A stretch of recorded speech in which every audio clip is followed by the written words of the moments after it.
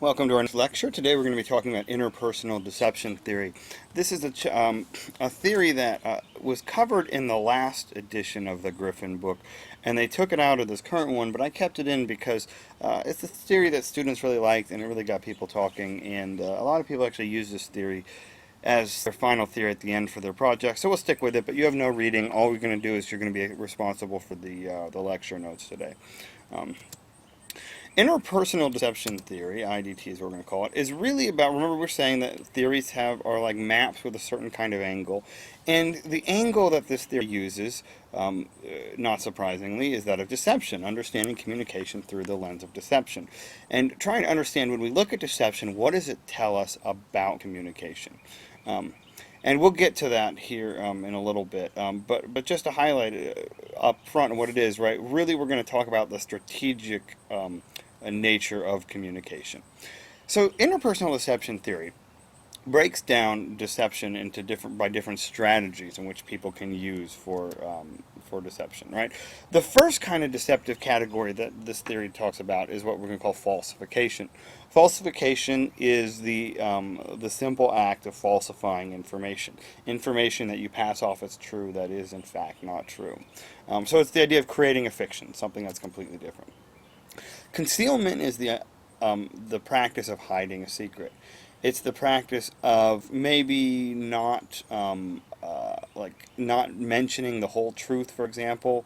We hear people say that sometimes. Well, I wasn't lying, right? I just didn't say anything about it. That would be an example of concealment. Not telling someone information that you should feel kind of ethically obligated to tell them. Finally, equivocation is dodging the issue.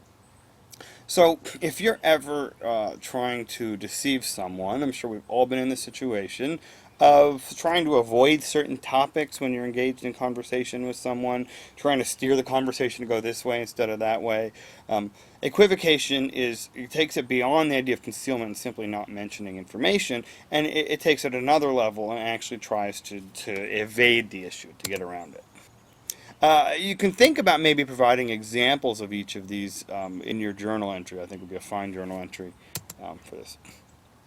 Now, one of the claims of interpersonal deception theory is that we're not as good at spotting deceptions as we think, and there are reasons for that tie into communication quite well. But the irony of this is that we tend to think we're better at spotting deception than we actually are. If you poll people and ask if they're good at telling someone's lying to them, they're likely to say yes. But when put up to experiments, they're actually quite poor at being able to tell when someone's lying to them. When I teach this theory in person, I ask for a volunteer, and I ask someone. I have 6 questions, and I ask them to lie about 3 and tell the truth about 3. And we see if, as a class, we can tell who's lying, which ones are lying about, which ones are telling the truth about. And I always ask that question first, and people do say they're good at spotting deception, but then when it comes to the activity, they're really not much better than 50%. So,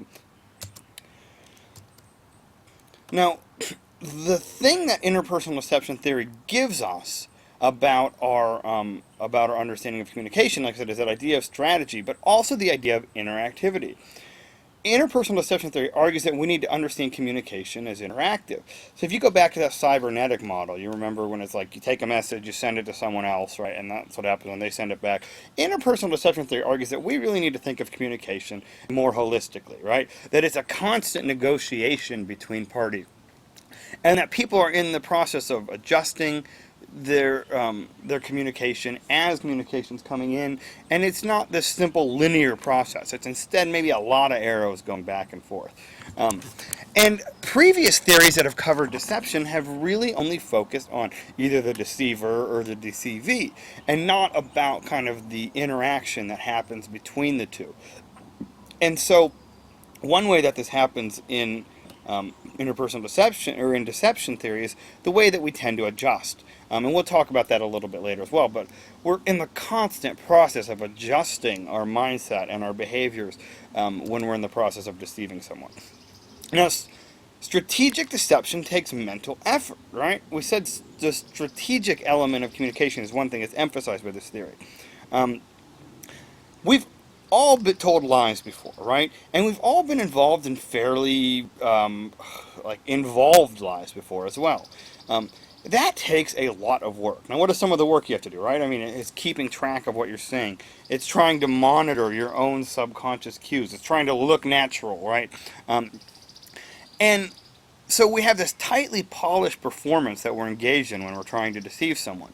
Now, we talk about leakage, which is the unconscious cues that kind of slip out, right? So you have this tight polished container, right? You're containing your deception. And the more mental task that goes into it, the higher the mental effort, the more leakage is going to occur. And that leakage could be in the form of, right, like no eye contact, stuttering, right, like forgetting to keep your facts straight. And so what makes for successful deception, or we could say successful communication, is what this theory can tell us about comm in general, is minimizing leakage, right? By being as strategic as we can and keeping those performances polished. Now, every deceptive act, right? First of all, we're understanding communication as strategic here, and we act in strategic ways to accomplish specific things. Now, that's something that this theory is actually telling us about communication as well. That communication sets out to accomplish goals, right? And so, if we're thinking about deception, right, we have three different kind of tasks that we can talk about, three goals that you might try to accomplish in a lie, right? You may try to accomplish a specific task, right? You may try to get a job you're not qualified for by using deception. That would be a specific task, something that you're hoping to accomplish. You could try to establish or maintain a relationship, right? I mean, we know right, kind of the trope, the joke there of online dating sites where you may put information up about yourself that's not necessarily true. Or that would be setting out with the intent to establish a relationship based on deception. Or, right, you may lie about how much money you have, or, right, about who you know, those kind of things. Or something simple like if you get caught cheating in a romantic relationship, you would lie and say you did not, right, thereby to maintain your relationship. Or the third reason would be to save face or sustain image of one or both parties. When we talk about face is a pretty important concept in interpersonal communication. And face is the public self, the us that we put out there. Now, if you do something embarrassing, you may lie to try to save face, right? So an example of losing face would be something embarrassing that happens. Maybe you drop your tray of food at the cafeteria or something, right? And that threatens your face. Well, you might lie in that situation and say someone tripped you, right? Or, I mean, it can be something bigger, right? What if you've ended up losing a lot of money in the stock market or something, right? Like, that might be an embarrassing thing to admit, and you may engage in deception to try to save face. We also engage in deception to try to save face of other people. As humans, we don't really enjoy being around people who are being embarrassed. We kind of have that vicarious embarrassment ourselves. And so, lying or deception, right, pretending you didn't notice what someone did or something's okay when it's not, is a way that we try to save face for other people. Now, we talked about some of that leakage, right? Leakage being the things that get out of those cracks and kind of threaten our strategic communication. There are four message characteristics that IDT references that help us understand how this leakage might actually happen. Four characteristics that reflect that strategic intent and therefore that deception, right? So people who are engaged in strategic communication and deception tend to be more uncertain or vague, right? If we've all been in lies before, right? And one of the strategies that you do is you try to not be as specific as you can because there's a greater chance that you're going to get caught if you're referencing specific things. I mean, it's harder to keep your lies straight and all that.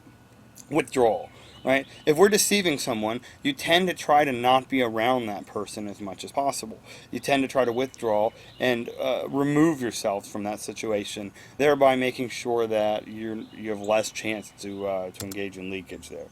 We have disassociation. Actually, we're at 9:20 here, so we'll pick this up with disassociation in the next video.